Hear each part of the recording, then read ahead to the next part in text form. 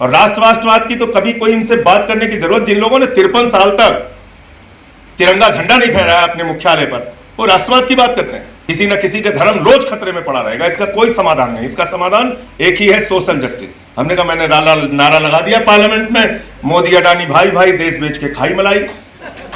उसी दिन आ गए बीजेपी वाले मेरे पास, बोले तुम्हें जरूर पक्का जेल में भेजेंगे। भेज दिया जेल, 6 महीने जेल में रहा। ऐसे फ्रॉड लोगों से इस समय पाला पड़ गया है। इतने कॉन्फिडेंस से तारिक अनवर साहब सच नहीं बोल सकते जितने कॉन्फिडेंस से मोदी झूठ बोलता है। अस्सलामु अलैकुम वरहमतुल्लाहि वबरकातुहू। नाज़रीन इकराम, उम्मीद करता हूँ कि आप तमाम ही हज़रात खैरियत से होंगे।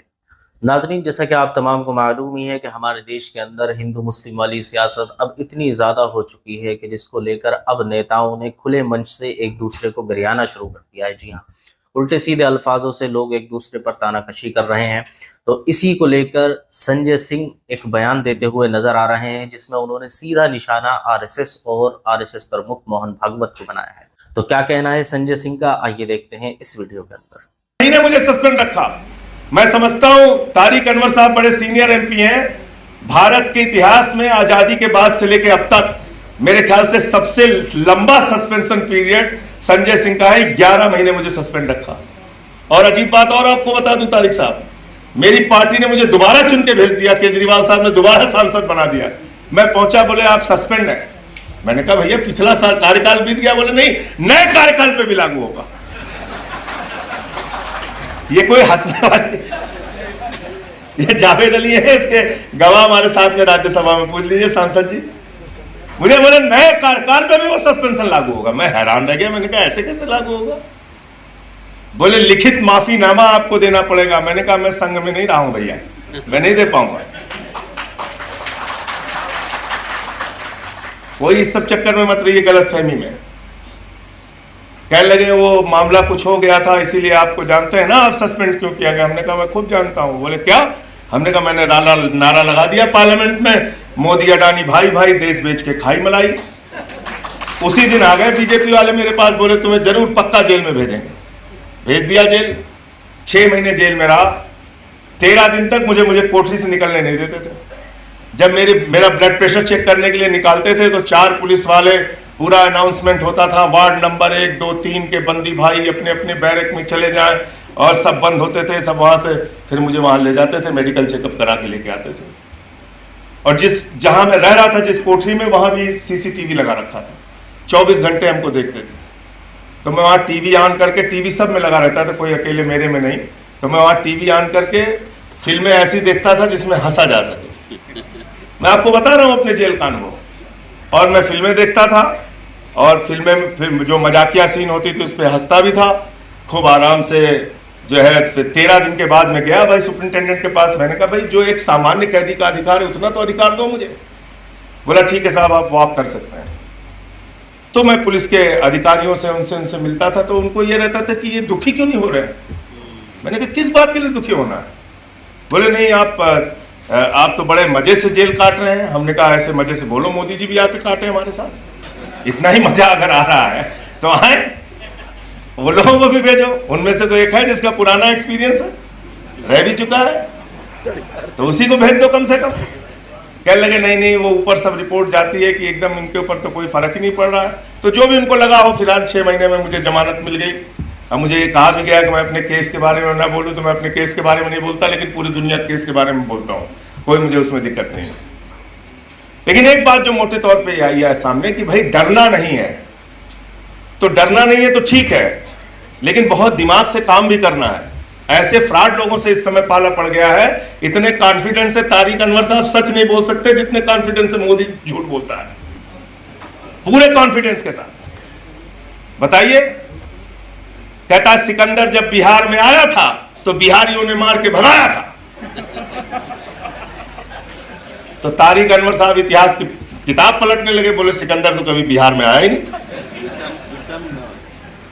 फिर कहने लगे कि भारत की आबादी 600 करोड़ है, उनके बीच से मैं जीत के आता हूं। मैंने कहा 144 करोड़ से तो निपट नहीं पा रहे हो, 600 करोड़ आबादी।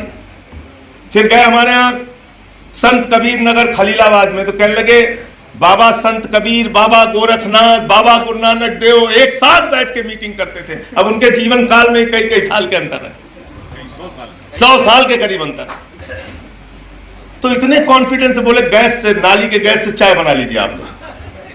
कोई भी मूर्खता की बात है। पूरे कॉन्फिडेंस के साथ, पूरे कॉन्फिडेंस के साथ देश में कोरोना से लोग मर रहे हैं, हमारे देश का प्रधानमंत्री कह रहा है ताली बजाइए, थाली बजाइए, सब पीट रहे थाली। बड़े बड़े स्टार, पढ़े लिखे लोग, साइंटिस्ट, IITian, प्रोफेसर। रतनलाल जी इसमें नहीं थे सामने, हम गिरफ्तारी में थे। तो समझ लीजिए आप, ऐसे पागल बना रखा है देश का।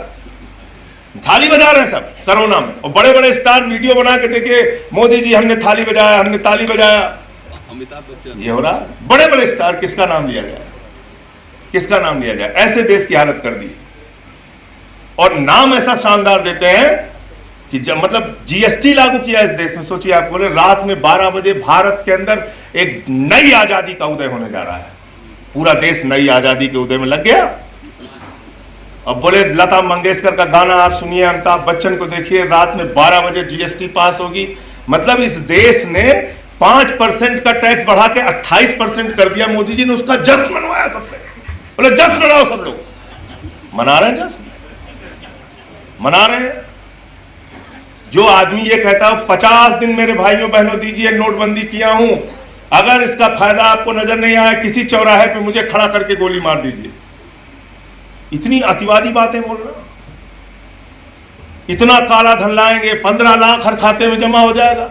हमारे यहाँ मथुरा में घटना में एक लड़का पकड़ के थाने में पीटने लगे, 8 लाख रुपए का कर्जा था।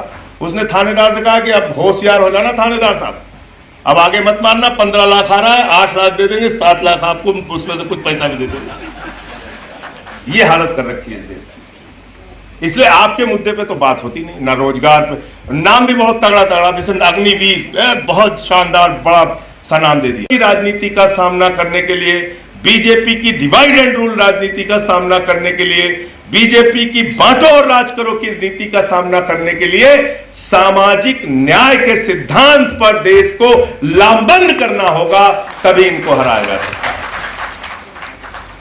वरना तो रोज धर्म खतरे में पड़ा रहता है, किसी न किसी के धर्म रोज खतरे में पड़ा रहेगा। इसका कोई समाधान नहीं। इसका समाधान एक ही है, सोशल जस्टिस। उस मुद्दे पे बात कीजिए। जब आप इनसे कास्ट सेंसस पे बात करेंगे, ये दौड़ के भागेंगे। इससे आप जातीय जनगणना पे बात कीजिए, संविधान पे बात कीजिए, दौड़ के भागेंगे। ये आपके सामने टिक ही नहीं सकते, कभी नहीं टिक सकते।